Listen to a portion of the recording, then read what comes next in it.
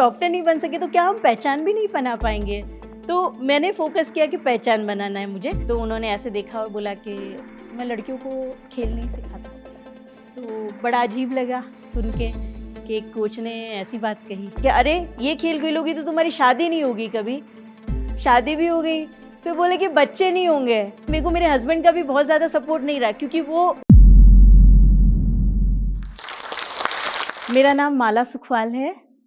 मैं एक अंतर्राष्ट्रीय पावर लिफ्टर हूँ, साथ में मैं एक वर्किंग वुमन भी हूँ।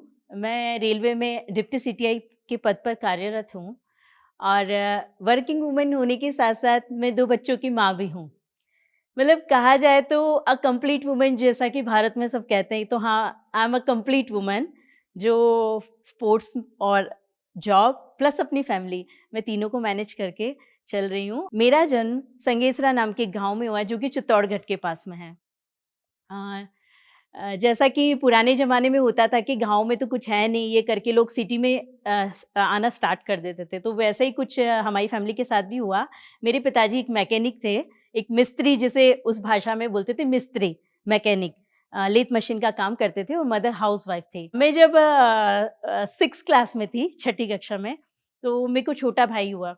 तो पहले छठी क्लास तक मुझे प्राइवेट स्कूल में पढ़ाया और जैसे ही मैं 7वीं में आई और मेरे को छठी क्लास में मेरी मम्मी को जो तीसरा बेटा हुआ, तो मुझे लगा कि यार मेरे परिवार बहुत सामान्य है। अगर अब भी मुझे मेरे मम्मी-पापा प्राइवेट स्कूल में पढ़ाते हैं, इतना पता था कि उसकी फ़ीस ज़्यादा है। मम्मी हर महीने कुछ देते थे पैसे, वो बाबूजी को जाके जमा कराने होते थे, उसकी रसीद मिलती थी घर जाके। उस समय शायद 200 से ₹250 फ़ीस लगती थी। जब मैं 6th-7th में हुई तो हमारे स्कूल गेम हुआ है, तो मैंने स्विमिंग को अपना गेम चुना क्योंकि मैं झीलों की नगरी में रहती हूँ।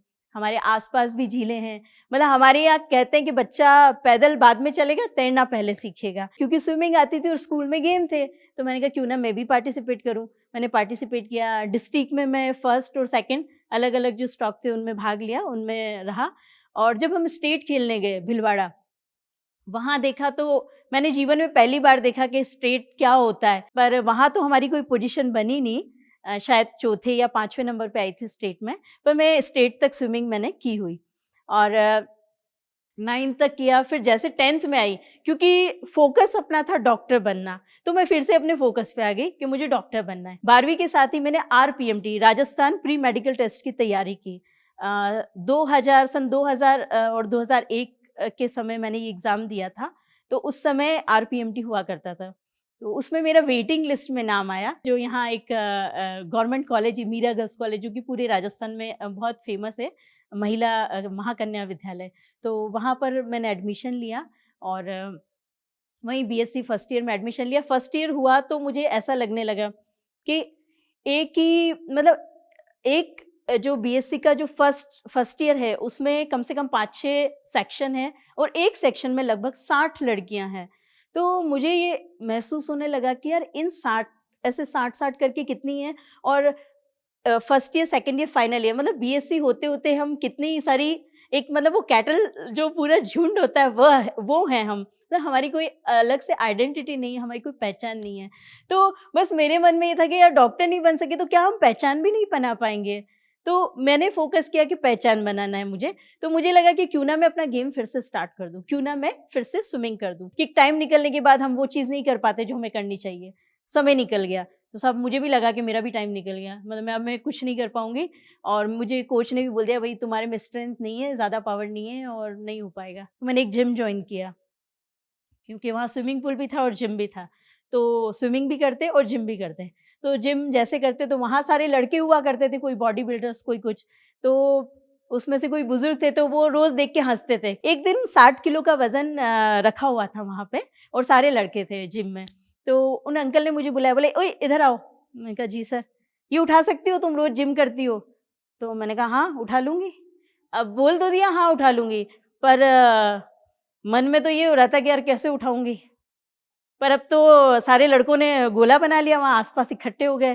अब तो इज़्ज़त का सवाल है कि नहीं उठा पाए तो मज़ाक ही बन जाएगी ये तो। मैंने कहा ठीक है, हाँ, उठा लूँगी। तो मैं गई और उन्होंने बोला कि उठा के खड़े हो, तो मैंने उस वेट को पकड़ा और ऐसे उठा के खड़ी हो गई। तो सब जनों ने बजरंगबली का नाम लिया और उठा के खड़ी हो गई और सब लोगों ने ज़ोर से क्लैप किया। बोले कि अरे! मज़ा आ गया। तो उन्होंने अंकल ने मुझे बोला कि यार तुम में तो पावर है, अच्छा स्टेमिना है, तुम क्यों नहीं पावर लिफ्टिंग, वेट लिफ्टिंग करती हो? तो मैंने कहा अच्छा ऐसा कोई गेम भी होता है क्या? तो मैंने कहा ठीक है। फिर मैं अपनी घर पे गई और मैं उस दिन बहुत खुश थी। तो मैं मम्मी को जाके बोला, मैंने कहा मम्मी ऐसे सारे लड़के इकट्ठे हो गए थे और मैंने 60 किलो वज़न ऐसे ही उठा लिया। तो मुझे तो पावर लिफ्टिंग और वेट लिफ्टिंग करनी है। मम्मी भी हँसे पहले तो, बोले कि क्या होता है तुझे पता भी है? मैंने कहा नहीं पता, पर पता करेंगे और मुझे करना है बस अब मेरे को करना है।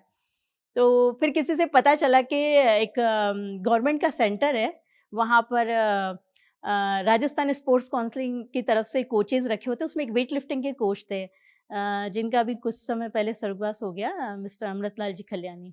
तो उनके पास हम लोग गए, मेरी मदर मुझे उनके पास लेके गए, तो हम सुबह-सुबह 6 बजे ग्राउंड में गए। तो मम्मी ने कहा कि सब ये बच्ची है और इस जिद कर रही है कि मुझे तो गेम सीखना है। तो कोच तो कोच ही होते हैं, तो उन्होंने ऐसे देखा और बोला कि मैं लड़कियों को खेल नहीं सिखाता। तो बड़ा अजीब लगा सुन के कि एक कोच ने ऐसी बात कही। तो उसके बाद मम्मी ने बोला कि आप यहाँ सरकारी नौकरी में हैं, आपका काम बच्चों को सिखाने का है, वो लड़का या लड़की इसके लिए नहीं है। उसके बाद मेरी ट्रेनिंग स्टार्ट हुई। शुरू-शुरू में जब ग्राउंड पे जाते थे तो कोच साहब बोलते थे जाओ 6 चक्कर और 8 चक्कर लगा के आओ। वो ग्राउंड था 400 मीटर का। अब हमने तो कभी रनिंग की नहीं। अब 6 चक्कर और 8 चक्कर मतलब पाँव तो बिल्कुल ख़त्म और उसके बाद अंदर जाके वेट ट्रेनिंग करना। मतलब ये अपने आप में बहुत बड़ा चैलेंज था। मैं जाती मम्मी के पास और मैं रोती घर जाके, मैंने कहा मम्मी मेरे बहुत पाँव दर्द कर रहे हैं। वो कोच मेरे को सिखाना नहीं चाहते, इसलिए मुझे भगाने के लिए वो मुझे 4-8 चक्कर लगवाते और फिर अंदर ट्रेनिंग करवाते। मम्मी बोले कि अगर वो 4 चक्कर बोले तो तू 5 लगा, अगर वो 8 बोले तो तू 10 लगा, पर तू छोड़ मत अगर तुझे करना है तो। यहीं से मेरे खेल की शुरुआत हुई पावर लिफ्टिंग की। मैंने डिस्ट्रिक्ट खेला, स्टेट खेला और नेशनल में पार्टिसिपेट किया। तो इस तरीके से 2003 से मेरे खेल की शुरुआत हुई और मैंने उसके बाद कभी पीछे मुड़ के नहीं देखा। अ, कई बार मैं हारी, कई बार जीती, पर मैंने अपनी हार जीत मतलब जो हार थी उसको कभी अपने आप पे हावी नहीं होने दिया। मेरी हमेशा कोशिश यही रही कि कोई बात, और जीत को भी हावी नहीं होने दिया। अगर जीती तो भी कभी ओवर कॉन्फिडेंट नहीं हुई और हारी तब भी कभी अपने आप को लूज़ नहीं होने दिया। तो मतलब एक खिलाड़ी की पहचान ही होती है, मतलब आपको हारना आना चाहिए। अगर आप हारना सीख गए, तो आप ज़िंदगी से कभी भी नहीं हारेंगे, कभी भी नहीं हार सकते।